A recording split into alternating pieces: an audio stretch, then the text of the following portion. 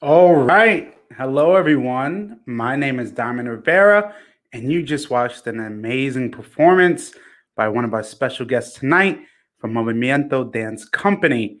And before we get started, this interview and this episode is sponsored by Tubachata Radio, where you can listen to this interview in live, high quality. And also tonight, people, just to let you know that this episode it will be featured on Facebook, Spotify, and other streaming platforms. And tonight, people, we're bringing it all the way back to New York City. We are talking to an amazing guest that I've known for so many years. Her stage presence, her facial expressions, her poise, her grace, everything just falls into place. And we have here the one and only Monique Richard. Hi, Diamond. What an introduction. I am like blushing.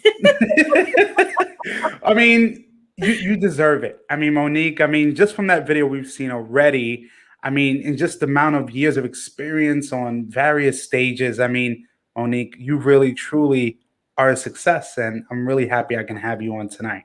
Thank you. That means so much. I'm very happy to be here. I'm amazed that you were able to like create this platform and kind of get this thing started in the middle of a pandemic, which is so awesome. So kudos to you, Diamond, for that, for sure. I definitely appreciate it. And for me, like as you say that, I mean, as also we've talked privately, my focus on having this platform was especially going through COVID, realizing a lot of my favorite artists probably are no longer here, whether they found a new alternative, a new hobby, a new love. Many artists' stories that I admire and revere are no longer going to be told. And, for so long, many of our stories are only told through viral videos, or we just so happen to know a connection that got us on the news, the local news. I mean, and they just see us through a video of 3 minutes on a dance floor, but not many people really care to understand who we are as people. So, I mean, me creating this platform from a person like myself that's performed in the same stages, that's been up countless hours at rehearsal, that's done the traveling thing. I mean, hey, I understand the experience, and having this platform allows me as an artist and you to connect, but also to show how much your story matters. Yeah, for sure.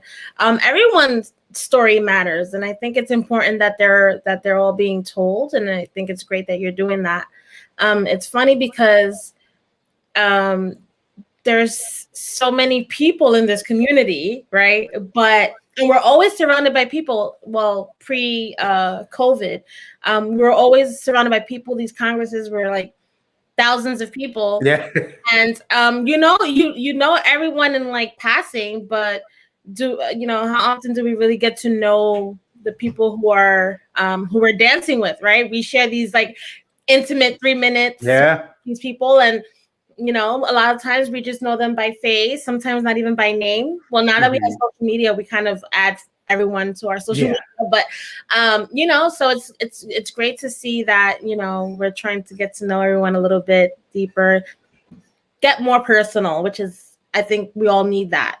Yeah, I mean, I would tell people too is that just as much as we are artists, we are also human beings that Hmm. go through our own trials and tribulations, our own personal reflections and self doubt, and of course, sometimes we are our biggest critics. Even to understand as us as artists, when we see videos of us, we kind of get that feeling like, I mean, even me, I've been subject to it of watching my videos and always trying to find that improvement.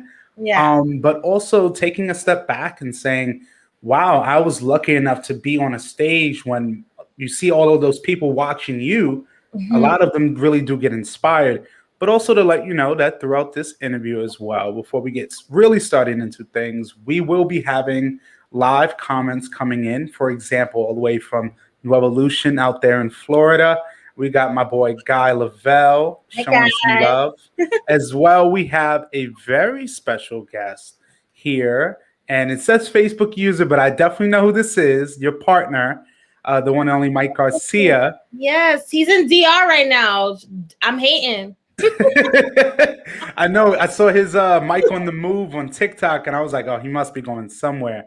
But realizing too how many people really do appreciate your contribution, because you just go through the motions of things, and I think especially with COVID, it's shown our vulnerability. It really showed us, for a lot of us, how much dance is a part of our lives, but it's not our life.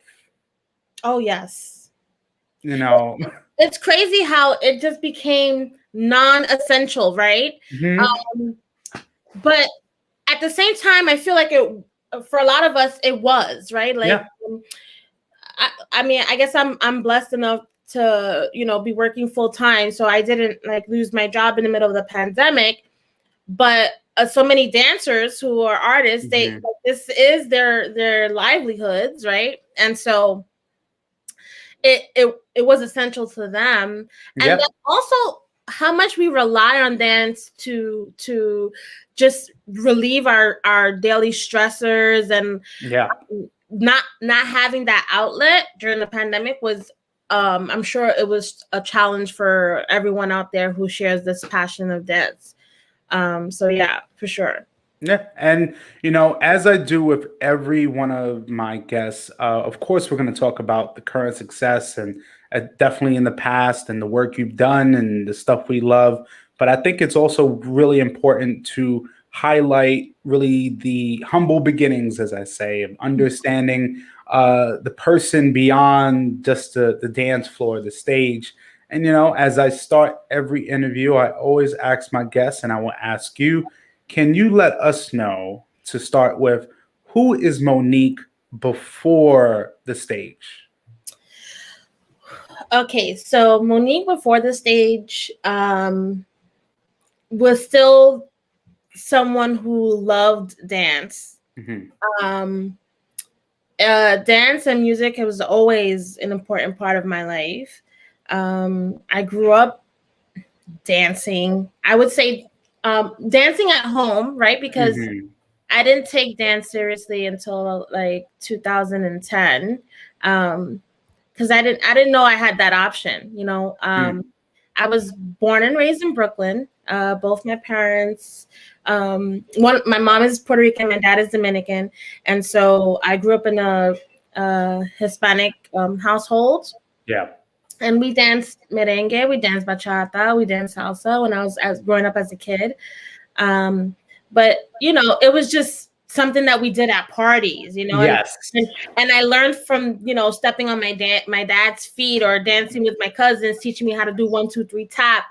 Oof, I remember that. I remember first learned my first bachata steps. It was so funny. That was in the 90s. Yeah. I was coming to New York for real, because it was mm-hmm. mostly in DR, but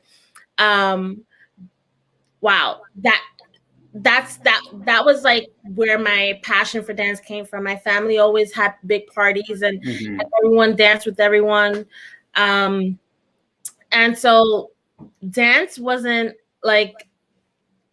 I didn't take it seriously until one day I was like, I wanted a hobby. I wanted something fun to do. And I was like, I really want to dance salsa. I see those people dancing on TV. They do all these spins. As a matter of fact, I think I went to a party and I saw a couple dancing salsa, and they were just killing it on the floor. And I was like, wow. Obviously they took classes. I was like, I want to do that. I want to do that. Yeah. But one day I'm coming home from work, and I'm on the bus, right? Just the week prior, I was telling one of my girlfriends, I was like, I really want to learn how to dance. So I think I kind of manifested mm-hmm. the studio. So I'm on the bus coming home from work on Flatbush Avenue. Mm-hmm. And I just happened to look up, and I see this awning with these 2 big red shoes hanging off the roof. And I'm and it was Latin Fever at the time. I was like, oh, I didn't know that there was a dance studio so close to my house. So that was the day that I decided to get off the bus a little bit and go upstairs and see what's this mm-hmm. about? What's the studio? How can I learn how to dance? So I basically signed up for their beginner class that Friday. It's a brand new beginner class was starting. And I was the first one there because I was so eager. Mm. And I just fell in love with it. Right. And so I'm there taking class. And I think my second class, I want to say Eric was there, Eric Balmir, and he was like, oh, we're having like this social. There was like a social at a bar nearby. It was like across the street from Latin Fever on Cortellia Road. Yeah. And they used to have like, I guess Friday night social. She was like, you should come. And I was like, yeah, sure. So I went. I had no idea what I was like in for. Right? I'm thinking I learned my basic stuff in class, and now I'm just gonna go to a social and dance. Yeah. Oh no. And, but what was amazing to me, right, is that I was like looking at all these Black people dance salsa. I don't mean like Black, like Hispanic Black. I mean like Black, like culture, African American, or like Caribbean Black people dancing salsa. And I'm just like, wow, like look at how they move. I didn't even know that there was like a whole salsa scene, right? I was like, I just wanted to take class. But when I saw that, I was so like, first of all, intimidated, right? Because I was like, okay, now I'm definitely not dancing tonight. I'm just going to sit here and watch. Yeah. And secondly, just so impressed and so inspired to kind of keep dancing. So that kind of drove my desire to dance. But like besides dance, I worked so many different like odd jobs. I've done retail, I've worked in law firms, I've done all this other stuff, and nothing really fed my soul, right? And I was always kind of lost, never knowing what I wanted to do, never really feeling like I was living, right? Until I started dancing. It's just something that I get to put all my feelings into, my stress, my joy. And so, yeah, that like, I can't even remember Monique before the stage. That's how like, ingrained dance is into my identity right now. Right. Like, even though I work, I still feel like I'm a dancer, right? Like this is my thing. This is what I. So yeah, that was pretty much like how I got into dance. Grew up in Brooklyn, like in a Flatbush area around Balmir. So mostly around, it's a very big Caribbean community, like a lot of people from Jamaica and Haiti and that. So besides my family, I wasn't really, I would say I wasn't really surrounded by the culture. So this also was another way for me to kind of like, I guess, immerse myself more into the culture because, of course, like salsa, who doesn't want to learn how to do that? You see it on TVs, Dancing with the Stars was big at that time. And, I would go to the Puerto Rican Day Parade and you see like the schools marching down the streets. And I'm sure you've probably done it before too. Yeah. And I've always, it was just something I was like, okay, one day I'm going to do it. And so I decided to do it. Wow. I mean, even a side story we just talked about, I think when I was with a company called Starlight Dance Studio, I did the Puerto Rican Day Parade 7 times. Yeah. And as a teenager, going 40, 50 plus blocks and dancing, let me tell you, that is a workout. But it's something you really say that's interesting because I've talked to many artists that have the same experience of being part of a Latin household, that dance is really seen as a entertainment, but not a financial secure background. And it's more to do at home, have fun with family, socialize, but it shouldn't be taken as serious. But then, like you said, you growing up and, it being part of your life, then you get that experience of going to your first class, then going to your first social, and you having that moment of like, wow, there are people that are not Hispanic dancing this very art form I love. So why don't I dive a little bit more deeper and understand it more? So now my question to you is, What were those experiences like for you now, taking classes after classes? Did you really see your progression coming throughout, or was it kind of a gradual process? I think it's definitely a gradual process, but at the same time, being that it's something I've danced my whole life, the rhythms were kind of naturally within me. So a lot of the time when I was in Mhm. class, I probably would catch on a little bit faster than the rest of the class. But me being the person that I am, I'm always like, I never felt like I was actually progressing. But when I look back at like videos of me from day one to videos of me, there's definitely a gradual progression. Mhm. And that's the point of it, right? It's not, you can't you can't just snap your fingers and get Yeah. to point B in dance, right? It takes practice, it takes training. And so Mhm. it was definitely gradual. But I have to say that I was definitely lucky to be a part of Balmir, Mhm. because Eric kind of saw something in me, and Mhm. he invested in me right away, right? And when I mean invest, I mean like he showed a special interest in me because I guess he saw whatever he saw and knew that maybe there was talent there. Um, and he right away he's like, you need to try this performance class, right? I remember he told me this the cheesiest line, because at the time it was still he goes, "You have the Latin fever burning inside you." I was like, "What is this cheesy line that it stuck with me forever?" Right? So I just have to laugh. I love Eric and I miss him so much. Um, but he invested in me right Mhm. away, and he pushed me to like do all these different projects. And so I started doing a performance class with Nina Tirado, right? Mhm. My bestie. Nina, who was a part of that Las Damas, with Mel Yes. Castillo and Patty. They had a great trio, and then it became just Melanie and Nina. But Nina was Mhm. my first kind of director, Yeah. because she then formed Mambo Tirado, which was a Mhm. pro team at Balmir, and that was like my first experience performing. And that I remember that first performance, I was like hooked. Mm. Like I just fell in love with it. There's no like I was so nervous and so like anxious, but once I was on the dance floor, I didn't recognize myself. Yeah. And I feel like at that moment, that's when I found out who I was. Mm.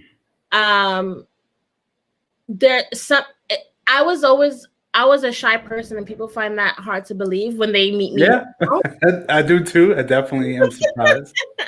But I was very shy. I used to be like just so reserved. Mhm. And I think it's because I lacked confidence. And I Yeah. think dance and performing gave me confidence. Right. Mhm. I gained so much confidence doing it. I mean, I guess when you work really hard at something and you end up being somewhat successful, that does foster confidence and helps with self-esteem. So that definitely helped me kind of come out my shell. And that's Mhm. when I realized, I was like, okay, this is something that I'm meant to do and I'm supposed to be doing, right? So um but what's interesting is that Balmir was Yeah. like its own small community. I mean, I guess in the salsa scene, each studio that you have like your cliques, right? Your Yeah. people, the people who take class with you, the teams at the studio. You see these people like 4 times a week. You start Yeah. getting really close with them. So then once I started going out of Balmir and like going out into the city, I realized how diverse Balmir was, Mm. to other studios, right? So my experiences at like Balmir socials, for example, were completely different than my experience at like I don't know, a Jimmy Anton social or Cash, Mm. right? Obviously, there's a level of like when you're a beginner, people don't know you, so they kind of don't want to dance with you, right? Mm. You get a few people who ask you, and Yeah. you start being exposed a little bit, but then you add being a morenita, right? Mm-hmm. And then also being plus size or curvy, right? Mm-hmm. And so now you are overlooked 3 times over, Mm. right? Like, one, because I'm new. Two, I feel, and based off of my conversations with other women of color in the scene, Mm-hmm. other Black women, because I don't want to Yeah. say women of color, but other Black women in the scene, Yes. and also heavier set women in the scene, it's Mm-hmm. a shared experience of, not being as welcomed as our counterparts. Mm. And so that was kind of a little bit of a rude awakening for me. But I didn't let it keep me from obviously pursuing it further, because Yeah. wait, this is something that I love. This is something that's like fun, and it's great exercise. There's so many benefits to it. I'm not Mm-hmm. going to let um, a little bit of ignorance kind of Yeah. keep from them. But what's really unfortunate about that is that not everyone feels that way. And so women of color and women who are heavier set, Yeah. they don't stick around long enough Mm.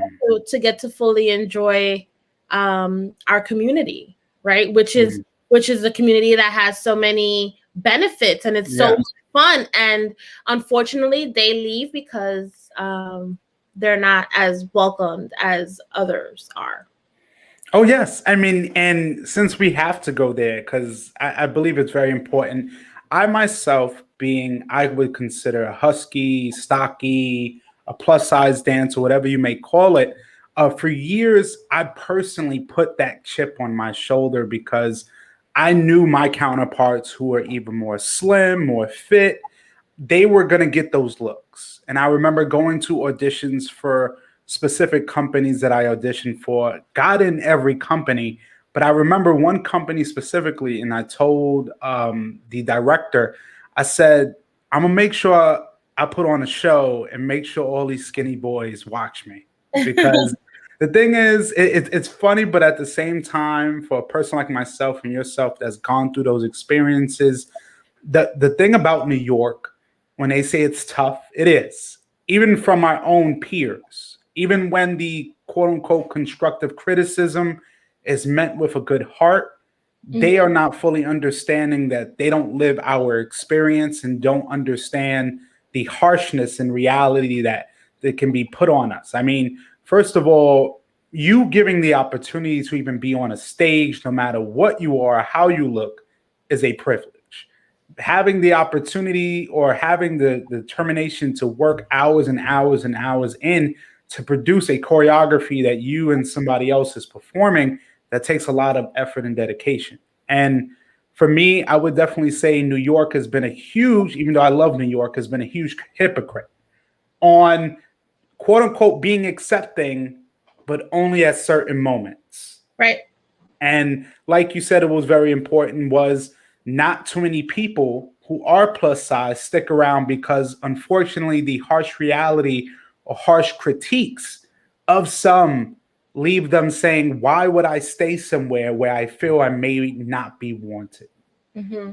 And for me, seeing an artist like you, and I never really got to tell you this, it was refreshing. It was amazing because, like you said, you and Balmir, I had watched Balmir for years, and definitely kudos to Eric and respect to Eric because with his studio being so inclusive, being very diverse, being to some of their events myself, and just seeing that family atmosphere, it was different because we understand in New York, there are companies that have a certain aesthetic of how things are supposed to look. The status quo If you don't fit that, you don't work here. And that's just the honest truth. We've seen it. And for me, seeing a person like yourself, and also a big mentor to me was Mike Garcia, who we'll get into a little bit later, knowing him for over 20 plus years and realizing, hey, because you don't have the quote unquote perfect body, if you don't have that look and aesthetic, you have to work three times as hard. Great. I'm going to work hard for me, not for you, because, I want my representation to matter, not just because you have an assumption of me, but, what I produce in front of you. And, my question to you is, going from then being just the novice dancer to start training, and of course, now you're in a performing aspect in that role. What were those experiences like for you now traveling, going outside of not just Brooklyn, but outside of New York City? What were those experiences like for you? Amazing. I like the years of traveling, I feel are one of it's biggest gift I could have gotten out of dance. I am so grateful for those experiences. It wasn't always easy. I did come across some criticism. And I've learned to kind of build a thicker skin. But it's interesting because I feel like I get a harsher criticism at home, like in our city, or like in just in our local community. Yes. And then I do abroad. Like the love that I've gotten abroad is it's been amazing. Like just having people come up to you like, oh my gosh, it's so refreshing, just like you said, to see somebody who looks like me on stage. And I think that's really important. I think so. I understand that dance is definitely it definitely requires athleticism. And that doesn't mean that someone who's heavier can't be athletic. You know what I'm saying? I trained, I worked hard, I rehearsed alongside everyone else on my team, and I rehearsed just as hard as they did. You know what I'm saying? And so the athleticism is there. Some people just need to be given the opportunity. But the experiences of traveling was just beyond me. Like I never in my wildest dreams, if someone would have told me before I started dance that that's what I would be doing, I would have told them that they were like lying. I would have probably fallen off my chair laughing. But I feel so blessed and so lucky to have had that privilege. Like you said, being on stage is a privilege. But also, I feel like I deserve it just as much as the next person. You know what I'm saying? And no one should feel discouraged because they don't see someone like themselves on stage. Sometimes it takes you to be that first person to be up there. And so I'm very happy and feel very lucky to have been given that opportunity. But there's room for all of us. And,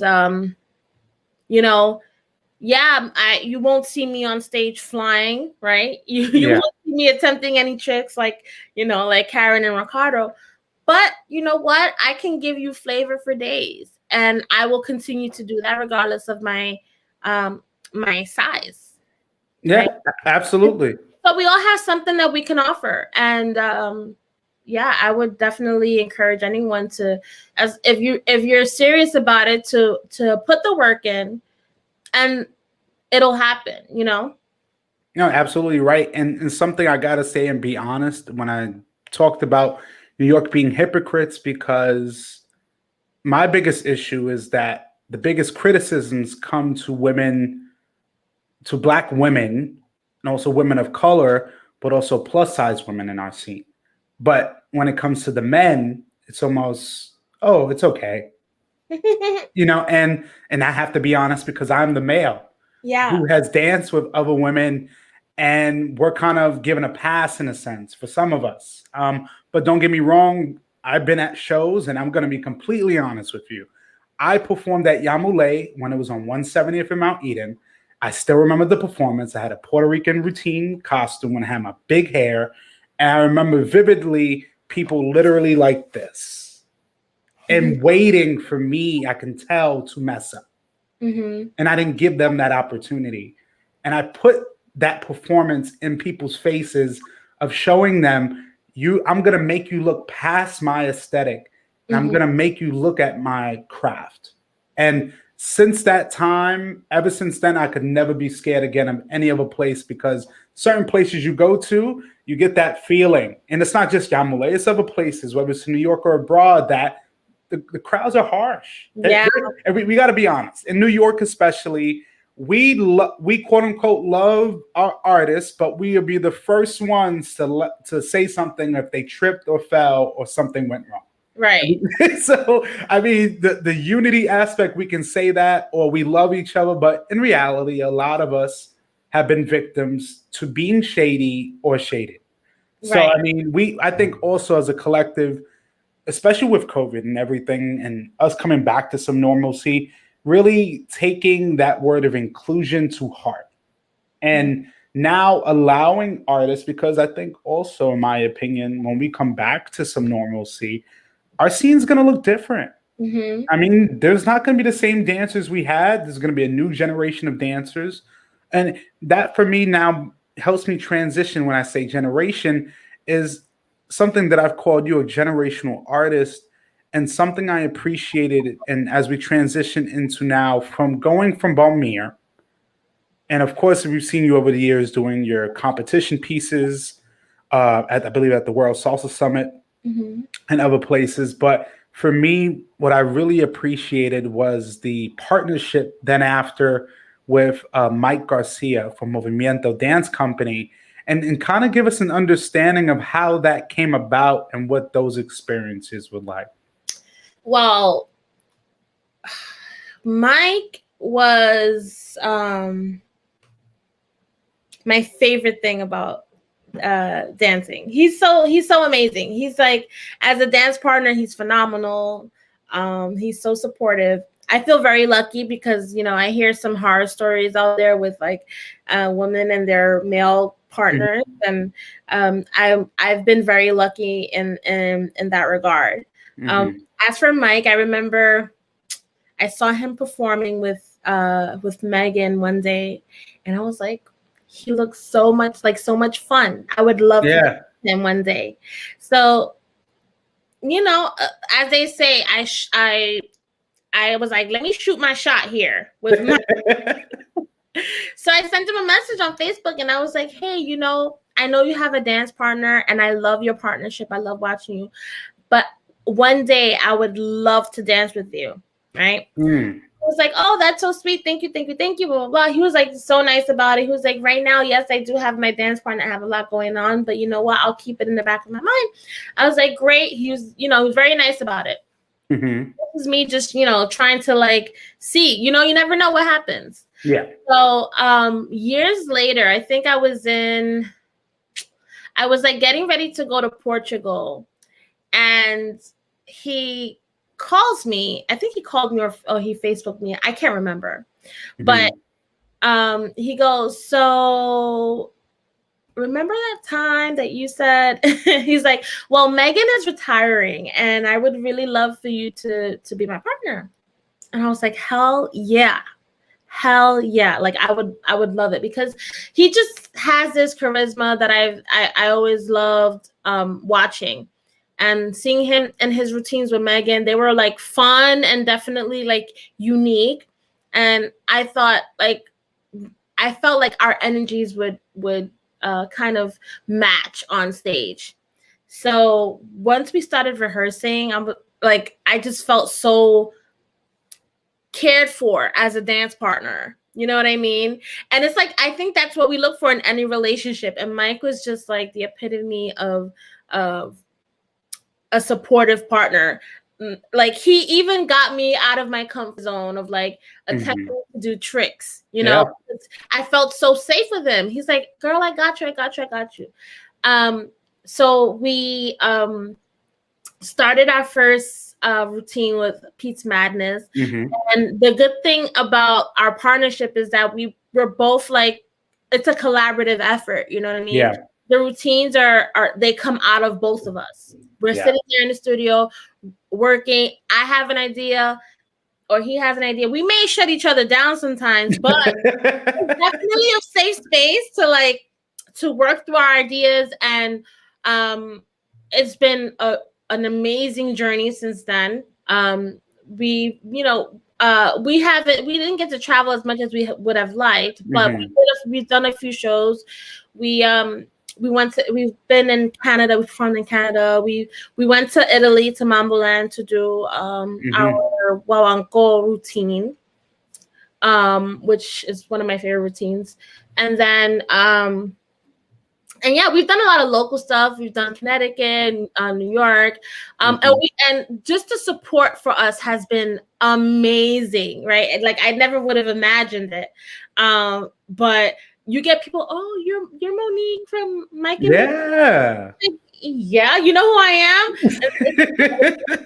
It's a little surreal. It's like it makes me a little uncomfortable to talk about it, but the support has been amazing. And Mike is so talented, and he's been around for a long time. I don't want to like age him or anything, or like it's okay. I think he won't mind. But I think he's been like in this for like 20 years. Yeah, I mean, and it's funny you say that. I've been in this since 95, 96, and he's around that same time.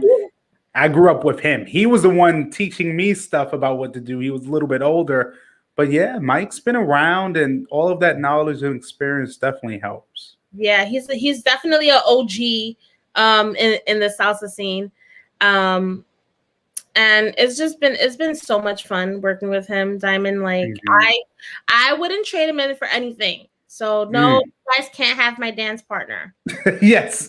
And as well, here we have my guy, or my boy Guy here, saying you and Mike are pure beats on that dance floor. That flavor on stage is priceless. And actually, it kind of helps us transition, because you kind of talked about it, that this next visual, or this last visual you will see, is actually, I believe, the last performance at the Mamboland Milano that you did.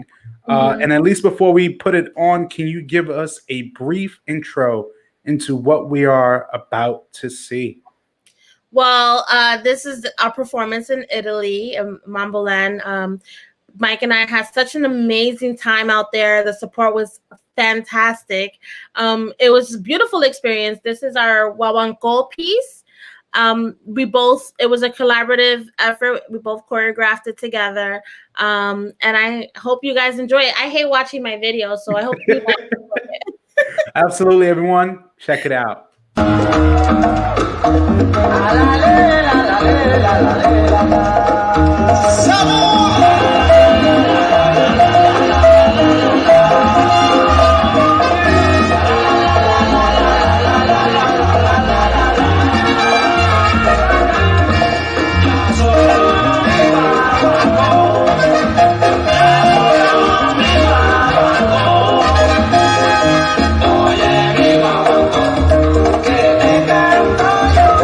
Yo soy la trompeta.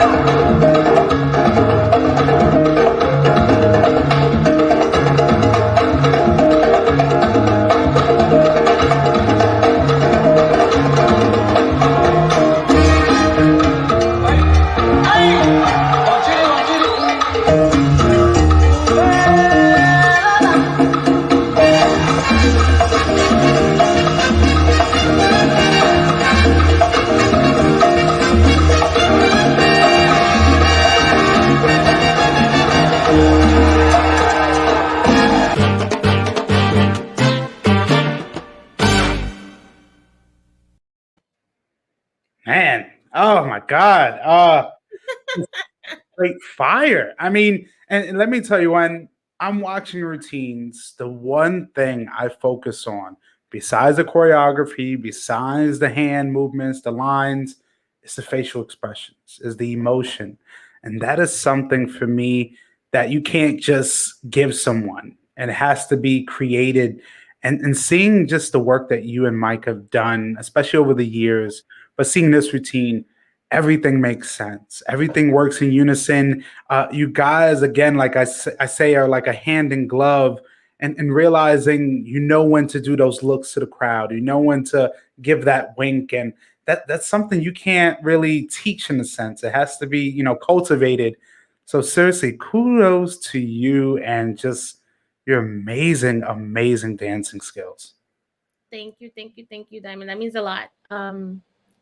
Yeah, I don't even know what to say to that. I'm just like, thanks. Like, I mean, you got Guy here saying, got me here screaming at the damn computer monitor. I mean, and you know what? Let me ask you this question: is watching this video and then realizing a year later how everything has really transpired, and now into 2021, like, what was that period of adapting to kind of a new normal like for you? Going from not knowing, when you're gonna have a free day from just working and performing, to now everything's kind of shut down for a while. And what was those periods like for you? hard. Oh my gosh. Like, like I remember last year, I was struggling, and I'm sure Mhm. many other people were struggling. I lost my grandmother April of last year, right in Yeah, prime pandemic time. So wasn't even able to like give her a good send off, yeah. It was a lot of things happening, so it was such a struggle. And to not have dance to kind of use as an outlet was so difficult. Um, but I'm happy to say that we're kind of like seeing the light at the end of the Hmm. tunnel. I feel like Yeah. who knows what our dance community is going to look like once we fully come out of this. Hmm. But I tell you this much, I've already started like going back to class, and I'm definitely trying to like move these tired muscles. They got a little stiff over the pandemic. We all added those like like those COVID pounds everyone's calling. But me and Mike are planning on getting back in the studio soon, and Mm. we look forward to a new chapter, because who knows. Yeah, I mean, with Mike, and congratulations on his move to the beautiful CT, Yeah. going from the Brooklyn Times, and now realizing, like you said, for the future of yourself and your dance partnership, there is a hopeful future. So I'm actually really, really happy to hear that, because again, realizing people like yourself, people like Mike, are really appreciated more than you think. Because I think too, when really we get back again to some normalcy, then artists like yourself can take that step back and say, wow, I've done a lot. I mean, when you're in that moment, it's all a blur. But Mm. when you have these days, months, and almost really year or years to reflect on what you've been able to accomplish, that's exactly why I have you here. Because again, your story, your journey matters, because there are people that went through maybe worse, or going through the same trials and tribulations you went through. But seeing how you've been able to persevere, that's what matters. And of course, Mike here saying we will be Sure, back. we sure will. I just hope for like just a kinder dance, Hmm. right? I think that the last, if anything, if we learned anything in the last year, is that no one is promised tomorrow, right? Yeah. And we need to enjoy it as much as we can. So let's just be kind to each other, right? Let's make room for everyone. Let's have representation of everyone, all shapes, all sizes, all colors or creeds, right? this should be a place where everyone can come and just be themselves and be welcomed. And that's my hope for like the future of our dance scene, for sure. I definitely appreciate that.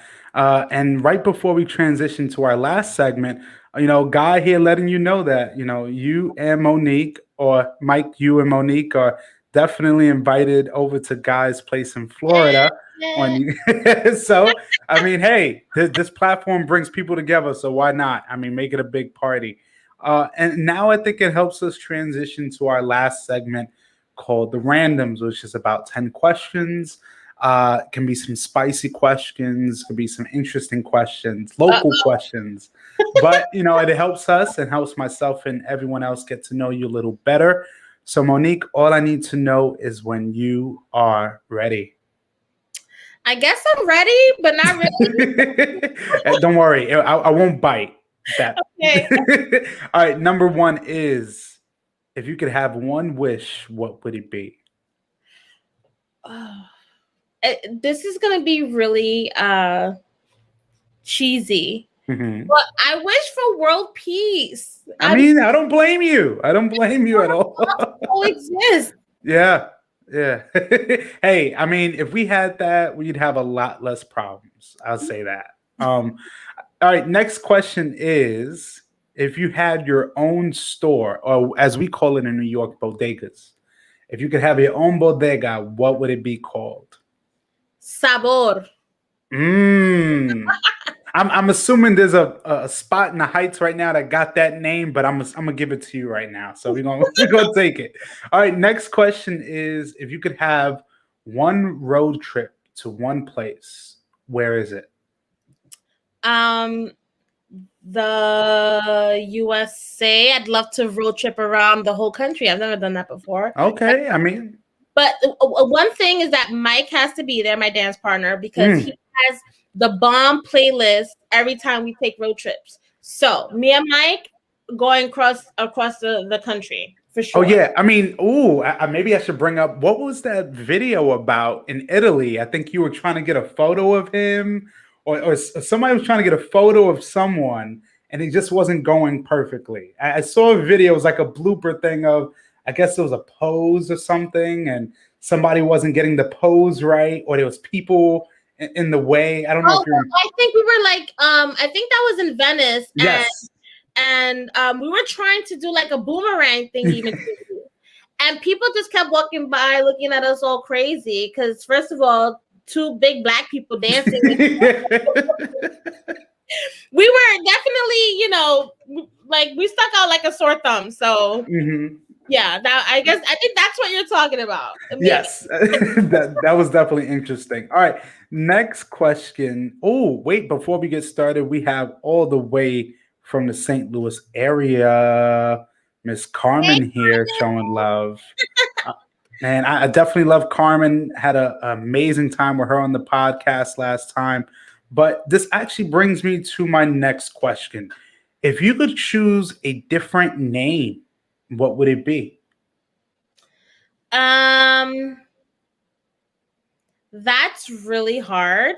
If I could choose, I've always liked the name Sasha. And I think maybe that's because my Sasha Fierce wants to come out. But maybe I want to like just copy off of Beyonce, Sasha. Okay. I definitely see a Sasha in you. So, I mean, we'll definitely hope for when your performance time comes that Sasha comes out. Maybe that's my Fierce. Well, we're gonna bring this back to New York. Let's settle it once and for all. Brooklyn Nets or New York Knicks? I'm gonna have to say the Brooklyn Nets. I mean, I'm not a big sports fan, but the Knicks. When was the last time they won a championship? I don't know. It's been. I don't know, but wait, when's the last time the Nets won a championship? Well, they're still fairly new. They're fairly new. Okay, so relatively new. But that's all. I don't know much about sports, so it's all good. I just had to see how much of Brooklyn's still in you. I'm a Brooklyn girl, so definitely I have to rep for my city. Okay, all right. Next question is, what's your favorite hobby? So I've recently taken up painting. I'm not very good at it. I'm not very good at it at all, like not even close. But it's been a lot of fun. I've started doing it during the pandemic, and I'm getting a little bit better. But I definitely follow a lot of YouTube tutorials, and so I'm gonna have to go with painting right now. Well, I say painting is very therapeutic. I It mean, is.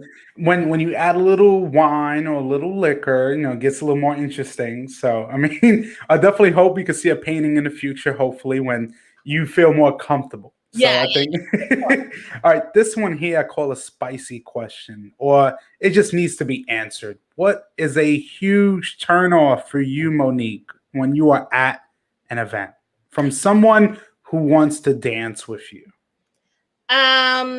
Ooh. I don't like to be taught how to dance in the middle of a social dance. So once you do that, I'm completely turned off for sure. Like, don't teach me how to do because I don't want to be shady. But if you did a turn pattern and I didn't follow it, it's probably because you didn't lead it right, not because I don't know the turn pattern like the rest of the people in your dance class.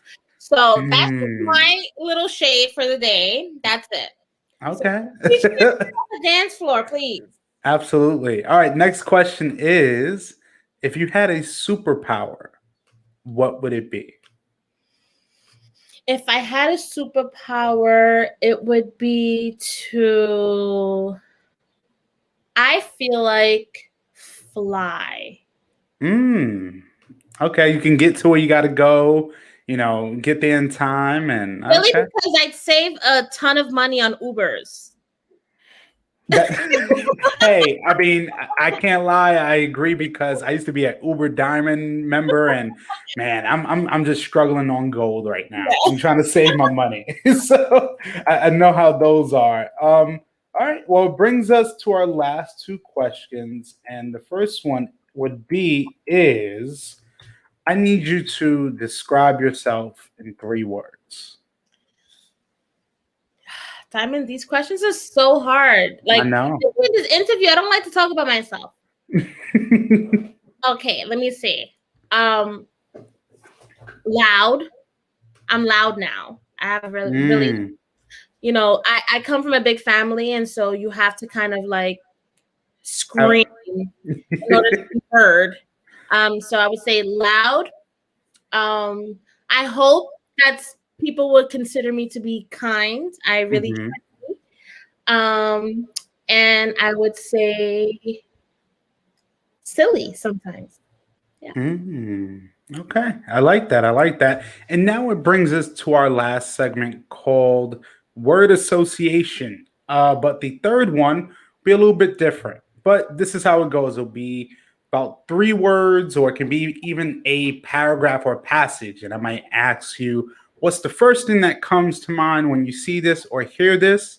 And we'll see your answer. So the first one is New York City salsa scene. What is the word you think of? Unreal. It's like a reality show. Yeah, I totally agree. I totally agree. All right, next one is Congress.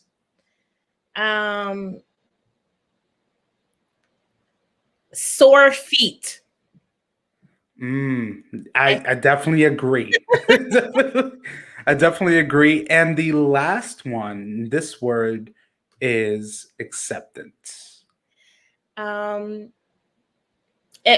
word, because I feel like I just wish we had a little bit more of acceptance. I mean, I'd take that. And actually, it will bring me to my last point, and I want to know. Let's see if you can name this person who said this. It goes like this. Monique is a force to be reckoned with. She dominates the stage. It takes your breath away. She brings feeling, flavor, and fierceness anytime the music is on. A champion and incredibly knowledgeable. Who is that? Okay, so I'm just gonna guess here. I have no idea whoever said this about me. Like, I'm floored, but I feel like my partner always speaks highly of me, and deserves some of his words, so I'm gonna say Mike. Yes, and you are absolutely correct. Side story, he actually messaged me yesterday and said, "Hey, I'm getting on a flight.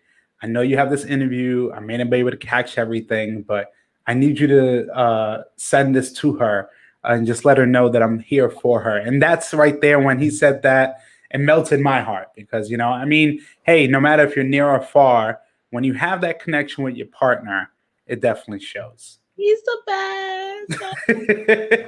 And yes, big shout out again to Mike Garcia. Hope you're having fun in DR. And make sure when you get back, let's hook up that MTA stations a little bit. So let's see how that works. But but now it helps us transition to the conclusion of our talk tonight. And honestly, Monique, from start to finish, it's been a blessing. It's been revealing. It's been heartwarming. It's been honest. And one thing I can say, especially, is talking with you, appreciating not only your contributions on the stage, but appreciating who you are as a human being. That goes a long way. And it's been really an amazing time having you on the podcast tonight. Thank you, Diamond. I appreciate it so much. Thank you for whoever's watching. I didn't know if I had anything to share or say. I'm just grateful for the opportunity to just, I guess, tell a little bit of my story. So I thank you and I appreciate you. Absolutely. I mean, and I hope through this, then when we get back to some normalcy, we can connect physically, but also I'll be bringing the same platform now to our events when things are better. And now communicating with the artists more, like nothing's better than you performing at an event and backstage you're in a live interview talking about right before you get on stage, or maybe right when you finish, and talking about that experience and kind of bringing that American Idol Ryan Seacrest feel to it. So yes. So I mean, you could see me at a future Balmir event and seeing what really goes down at Balmir events. But most of all, again, is having the opportunity or the platform to celebrate artists like yourselves, because most of the artists that I talk to say the same thing of, they never thought they would be asked to tell about their story, because sometimes they don't know how much of a story they have.